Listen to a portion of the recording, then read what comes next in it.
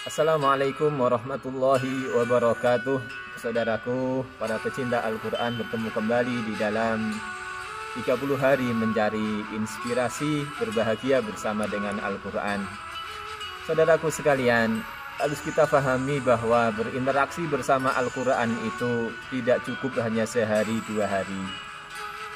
Proses belajar untuk istiqomah membaca Al-Quran harus terus berlangsung sepanjang kehidupan kita.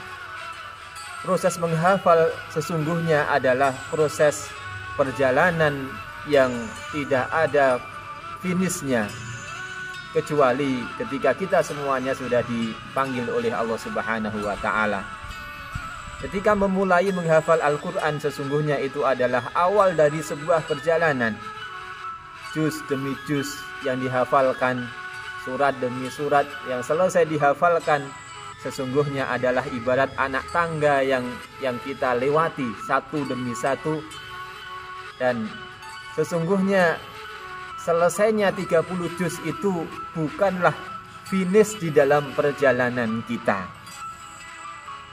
Saudaraku sekalian, sahabat Al-Quran yang dimuliakan Allah Subhanahu wa Ta'ala, karena target interaksi bersama dengan Al-Quran itu adalah sampai kita betul-betul menjadi sahabatnya Al-Quran. Dalam sepanjang kehidupan kita, Al-Quran menjadi perhiasan hati kita, Al-Quran menjadi perhiasan ibadah kita, Al-Quran menjadi teman perjalanan kita, Al-Quran menjadi teman istirahat kita. Dan semuanya sampai kemudian Allah Subhanahu wa Ta'ala memanggil kita meninggal dunia, itu adalah satu etape yang baru selesai, yang kemudian nanti akan kita lanjutkan kebersamaan bersama dengan Al-Quran di alam kubur, kebersamaan Al-Quran di akhirat sampai nanti di surga.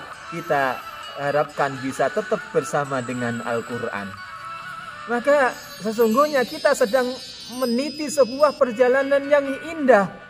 Saudaraku sekalian rahimakumullah, perjalanan yang asyik, yang semakin dekat, semakin tampaklah keindahan demi keindahan itu.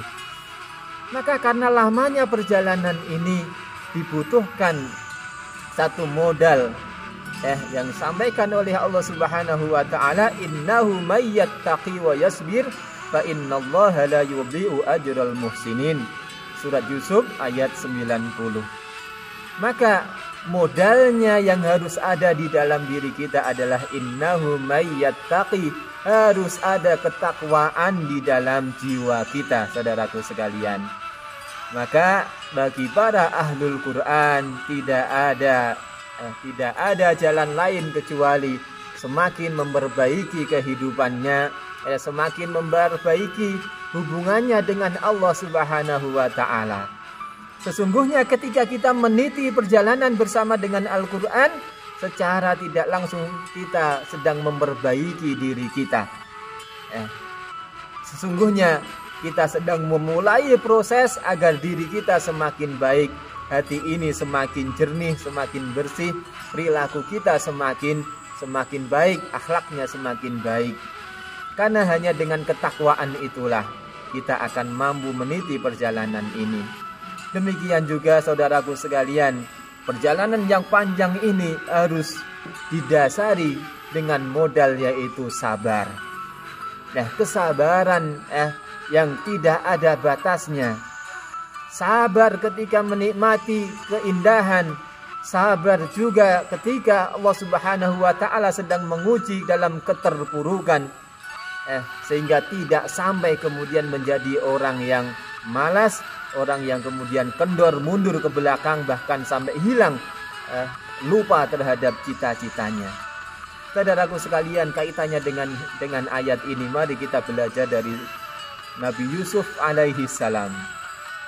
Perjalanan beliau yang sangat panjang, mulai dari dizolimi oleh saudara sendiri, dimasukkan ke dalam sumur, dalam kehimpitan yang sempit.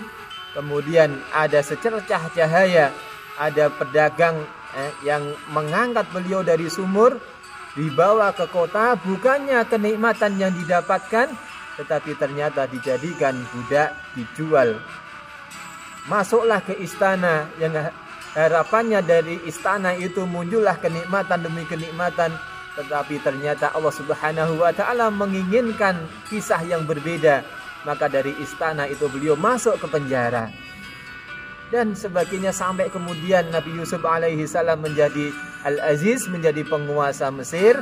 Ini memberikan pelajaran kepada kita, saudaraku sekalian.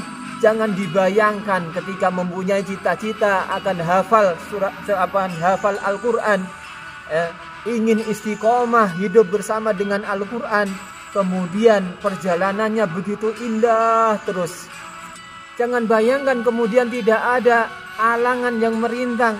Tidak akan ada, saudaraku sekalian. Yang namanya kehidupan itu mesti akan ada enaknya dan ada tidak enaknya. Kadang senang, kadang susah, kadang mudah, kadang sulit. Maka sesungguhnya Allah sedang menguji kita. Siapa di antara kita yang istiqomah? Siapa di antara kita yang tahan terhadap berbagai macam guncangan, berbagai macam godaan? Maka ketika kita sedang semangat, manfaatkanlah semangat itu dengan sebaik-baiknya. Tapi ingatlah saudaraku sekalian, ketika hati ini sedang tidak mood, ketika sedang muncul rasa malas, maka segeralah bangkit kembali. Yang namanya manusia bisa jadi dimaklumi kadangkala malas. Tetapi ketika kita sedang malas, jangan sampai lepas begitu saja. Jadi saudaraku sekalian, ketika Anda sedang malas membaca Al-Quran, maka jangan sampai hari itu lepas begitu saja. Walaupun sedang kondisi malas, tetap bacalah walaupun 1 halaman, walaupun 2 halaman. Yang sedang menghafalkan Al-Quran, ketika lagi malas perasaan ini, jangan biarkan begitu saja. Tapi tetaplah memegang Al-Quran. Bisa jadi mungkin ziyadahnya berhenti dulu, tetapi murojaahnya jangan sampai berhenti. Dengan itu saudaraku sekalian, harapannya hati ini tetap tersirami dengan rahmat Allah Subhanahu wa taala. Hati ini tidak kemudian kering kerontang, yang itu bisa jadi menjadikan hati kita semakin jauh dengan Al-Quran. Sampai pada titik nadir, saking malesnya, saking sibuknya kegiatan di hari itu, jangan sampai muncul kenikmatan dalam kemalasan di dalam hati kita. Maka dalam keterpurukan kita itu, sampai menjelang tidur belum juga sempat membaca Al-Quran, minimal istighfarlah saudaraku sekalian.